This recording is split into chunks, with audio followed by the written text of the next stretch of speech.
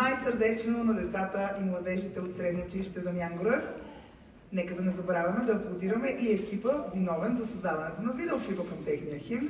Отново възпитаници на надвис, а именно режисьор и сценарист Мия Велева, оператор Владимир Трифонов и изпълнителен продуцент Марин Джишев.